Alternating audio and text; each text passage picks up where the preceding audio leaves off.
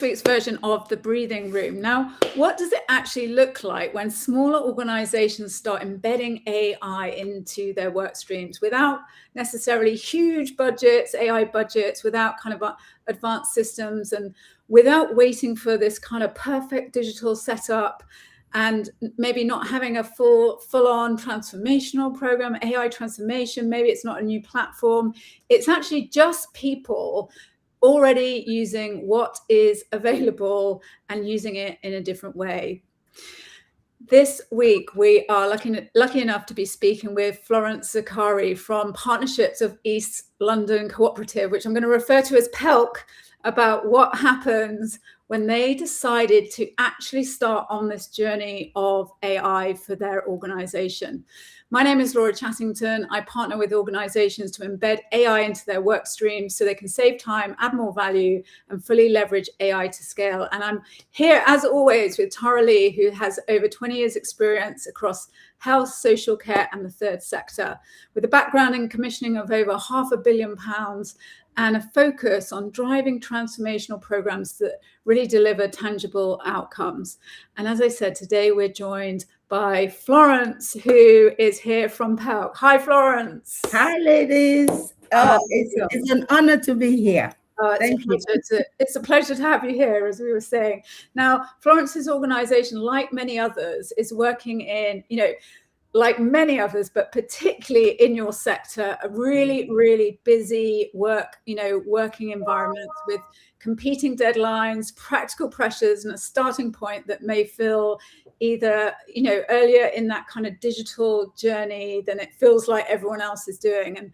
And that's really exactly why this conversation, I think, matters more than many of the AI conversations, because what Florence and the team show is the opportunity to embed AI. It's real and it's tangible and it's trackable, and it's regardless of organizational size. Now, Florence, welcome to the breathing room. And I say a smaller organization. You are still quite a big organization, but in the context of front-end care, you're not a giant. But let's start maybe with a bit of context. Could you tell everyone, what your role is, talk a little bit about PELC, and actually what's interesting is, what were you thinking about when it came to AI before we started getting involved together?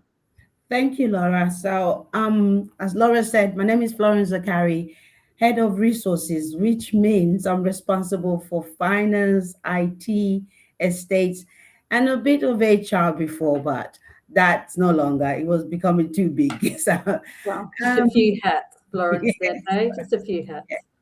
So, Partnership of East London, it was formed under the cooperative mandate, where a group of GPs came together to run out of hours services. That was back in 2004. It's evolved over the years, and we now concentrate on urgent care, not emergency. There's a difference. People always mix that up. Urgent care sits between primary care and acute and emergency care. So urgent health are the walk-in centers, no longer urgent treatment centers, where minor illnesses and minor injuries can be treated. It is GP-led and with nurses and operational managers. So we run 4 of that in Northeast London, which is Barking and Dagenham, Havering, Redbridge, and what's the other one? Barking and Dagenham, Havering, Redbridge. Yes, that's it. That's it. I had to think there. And but Northeast London covers more than that. But we cover 3 main locality, as I've said. And as Laura's rightfully said, we are a small to medium-sized organization. We are not massive. We have just over 131 employees, and we have loads of bank staff. And when I say that, we then have sessional GPs. They're not employed by us. They're sessional workers. They're all self-employed, but they work in the UTCs. Yeah, yeah. Like sorry, I was going to say, how were you thinking about AI? I was just coming to that. So, like most people, my first knowledge of AI is ChatGPT. Mm. So everybody thinks AI, ChatGPT, and I think a lot of us think like that. We knew we wanted to, in line with the 10-year plan, move into the digital era. Yeah. But we thought we have to have a big plan. We have to have big money. We didn't know how to go about it. Mm. But luckily, I think Laura gave a presentation at Tara Lee was the one that organized that. And oh my God, I said, did she know I was thinking of this? I was writing a digital strategy and Yeah. I was thinking, how am I going to pull this off? Because I know that AI is more than ChatGPT. Mm. Mm. I've seen people, I have friends in other sectors. I said, it's this. And I said, but we don't have that. Mm. That's what kicked that off. Mm. Laura, me having Laura's attend at UHawk, we're part of UHawk, and Yeah. she gave a demo there, and I thought, no, Yeah. I'm not waiting. Yeah. I need to talk to this woman. So there was the light bulb, Florence, when Laura came and you just thought, oh, hang on a Yep. minute, this really fits with what the work I'm doing at this point in time, trying to think about our digital strategy linking to the NHS 10-year Yep. plan. And Laura obviously came and did that presentation to us all, and you thought, yep, right, let's Yeah. go.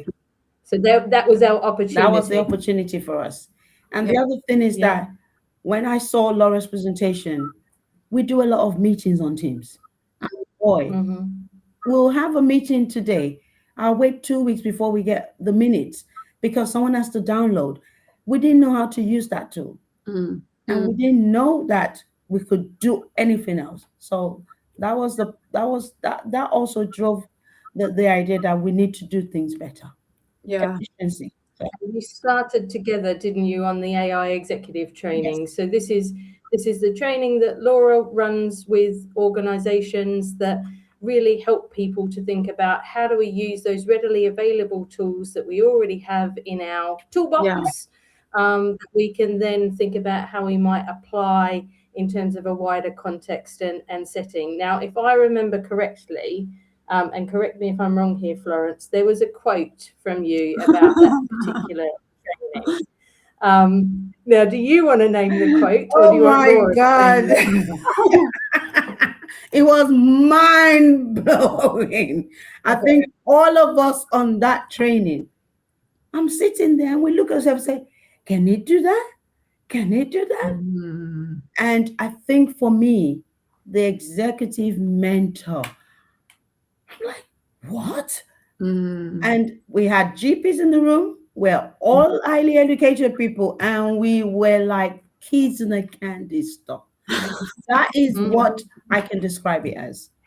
And it's the best value. I've been on training, but this, I said, now you're talking.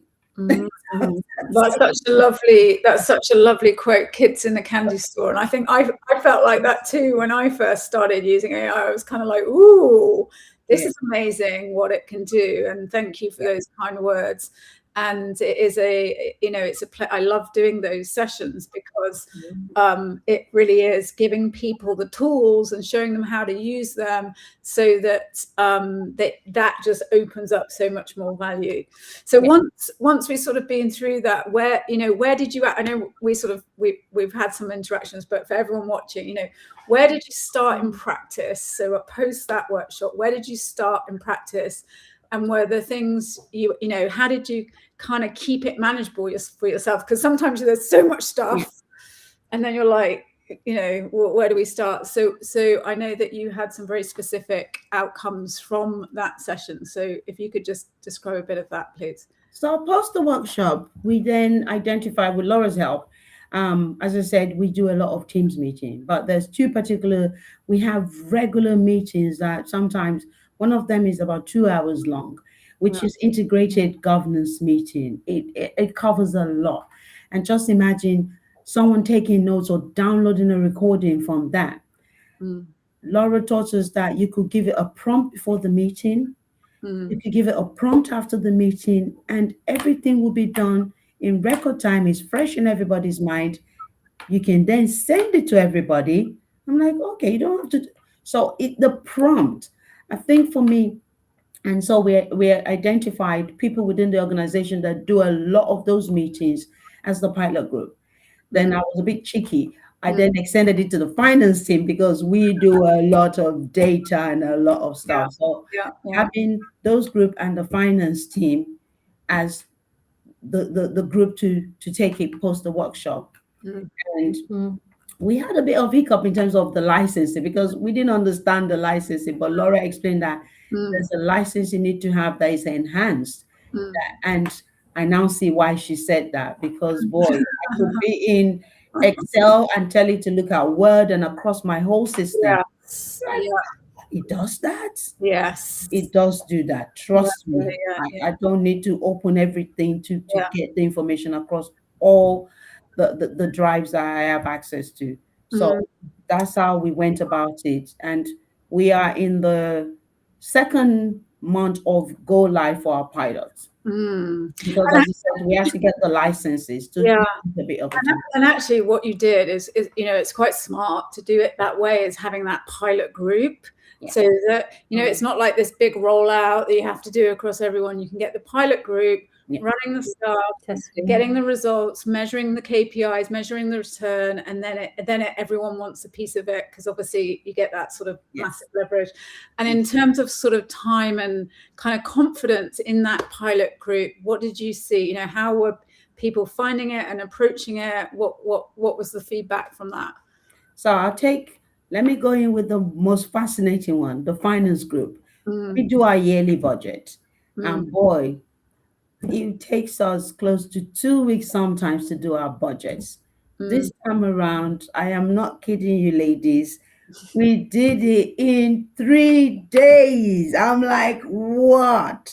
And when I say 3 days, normally I can only do one scenario because you have to do formulas and all of that. Yeah. We were able to have 3 scenarios to make sure the budget was right, all the assumptions. He brought it together, and not only did did he do the template for us, he also did the write up. Because I don't know about anybody else being a figures person, I have to be in the zone to do a write up, and this did it for me because after looking at so much figure, I don't want to write. But as soon as he did this, I said, "Can you do a write up?" And then he kept, I was like, "Ooh, I'm loving this." So that is the biggest one I've seen. Yeah. So actually, what you're saying is what would normally take 2 weeks to do, you actually did 3 of them. So 6 weeks to do, you did in 3 days, right? Which, amazing. I was Amazing the happiest bunny. Yeah. And just for people watching, so because we're talking really positively, hey, and we've got some really fantastic results. How did the team respond when you started to lead people through this process of let's test using AI and let's see how we go? How did the team respond to it? With any introduction or change, people thought, "Oh, is this going to take my job?" And I said, "No, it's going to." And the good thing is that Laura's workshop did demonstrate that it's not taking over anybody's role. It is enhancing and making you free up time for you to do other things that you wouldn't have normally had time to do. And that's what is demonstrated in terms of that. So like the accountant, he likes doing formulas. He's a super whiz kid on Excel. And he felt, "Oh, you're taking it." And I said, "No, this is helping us." And now he's seen the benefits. And it's taken a while for him because, when you're good at something, you don't want to lose that.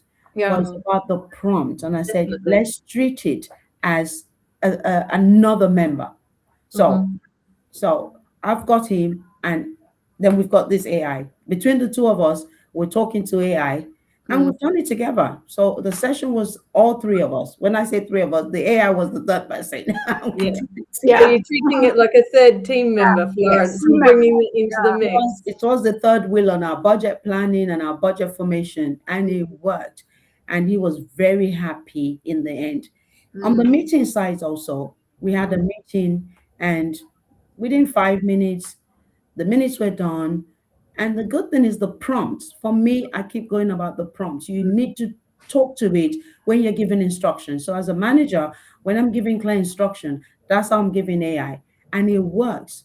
and I double check it. It's double checking because it's a computer. You still have to check the Yes. words and Yes. things like that. So the prompt is the key. Yeah. And we're all finding out that say Yeah. it this way, you do it this way, and say, no, that's not what I told you. Say, oh, I'm sorry. And I'm like, okay. So prompts are your power, as I always say. Prompts are your power. Yeah. so And the so- staff have been receptive and they're happy. It's slowly embedding because, like most things, and we've had positive feedbacks because the things we're sending out, people are noticing and say, oh, you're writing differently. And I'm thinking, oh, yes, we are. Well, and I know you mentioned earlier that people were saying some of the messaging was landing in a clearer way. They felt Yep. they understood some of the communications that were coming out in a more sort of robust and clear way. So that's all really positive. Were there any challenges that you'd flag to anybody apart from obviously and we've referenced it in the breathing room on previous sessions, people's concern that this might be taking their skill or their jobs? Were there any other challenges for the organisation that you'd want to just highlight to people just to keep an eye on if they were thinking about taking this sort of work forward? So all I would say is that it's not taking over anybody's job. It's helping you to be more efficient. I also mentioned to you ladies that I said, oh, I'm not going to be thinking anymore. But actually, I am thinking because I have to read over it. I have to still use those skills. Yeah. And it's helping me look at things in a different way that I wouldn't have. So for me, we need to embrace it. It's not taking over. It's helping us be better. And it's take because it's a computer, it's looking across. Normally I would have to open 10 files to pull out things and draw up formulas. It's doing that for me, but I still have to check that it's not what I've asked it to do. So Absolutely. Yep, that human I would oversight. say, yeah, I would Completely say critical. find what is taking up your time Yep. and start with that. The meetings were taking up our time. The budget was taking up my time. And that's why we've done that way. And we can see the return on investment. As a finance person, I want to make sure it's value for money. And it is Absolutely. value for Me money. too. Me too. It sounds like a great start, Florence. So if we were thinking about some of the organisations that might be watching this and they might be sort of sitting there thinking, listen, you know, we're too small, or we're not ready for this, or we just don't have the capacity, or we don't have too busy. yeah, we're too busy. What would you say to them around I guess the upskilling approach and also some of the culture and change work that we've wrapped around your organisation? What would you say to them around going or not going for the opportunity? I would say you don't have to start big. You can start the way we started. You know, it's about with change, you have to, there's a buy-in. And Laura helped us with that workshop. And it's not an expensive workshop. It's good value for money to start there. And then from that, we were then able to identify where we wanted to do the pilot. And that way, we're introducing it in like a piecemeal, because if you don't do that, it's overwhelming. Change is overwhelming. Yeah. And it's a new way of working to start thinking about it. So I would say, go for it. It's better to start in your own pace than wait for being forced to do it. Because the world is using it now. Why don't you just start by doing it your way? And that's what I would say. And it's not expensive, trust me. Yeah. It's so good to hear, because it is taking those steps in a way that works for people and teams. And actually, we're kind of sitting here having gone through it and had the experience, and it's like it's going to save you so much time, energy, emotion, everything. But it can seem as a big change requirement in an organization. And you've described it brilliantly, Florence, in that actually it's just those small steps. Where can you plug it in that's going to give you the most return, and start getting the value, so that, as you said, it's not that you don't have to use your brain anymore, but you can actually focus your brain on the things that are important. So that's awesome. And, you know, I think for everyone watching this is what actually embedding AI looks like in practice. So there's so many tools and shiny objects and all of that stuff, but actually what Florence is articulating is like, what is it like embedding AI happening in practice? And it's not dependent on having perfect infrastructure. It's not dependent on everyone having loads of time in their diary, because no one ever gets to that point. You know, it's not dependent on, you know, high tech, getting your head around high tech. It's just really using the tools that you have. And I think the good, you know, like you, Florence, and everyone in your team, it's about the leadership having the willingness to start, right? And it's not perfect, and there's, you know, but it's kind of like we're going to start getting some value because we know it's what's going on in the world, and we've got to be getting some of the value in this. So I'm kind of like applauding everyone in your organization for taking that step, because it seems like a big step, but actually it's not, is it? It's a small step that starts compounding with time. So thank you, Florence, for being here. And if you are thinking about how to do this in your organization, using the tools you already have without overwhelming the team and without waiting for that perfect setup, then come and have a conversation with us, because we would love to speak with you and help you go through this journey too. And Florence, thank you so much for joining. Thank you, Florence. Thank you for having me. We look forward to speaking to you, Florence, again soon. Excuse me. And look forward to seeing everyone next week in the breathing room. See you next week. Bye-bye.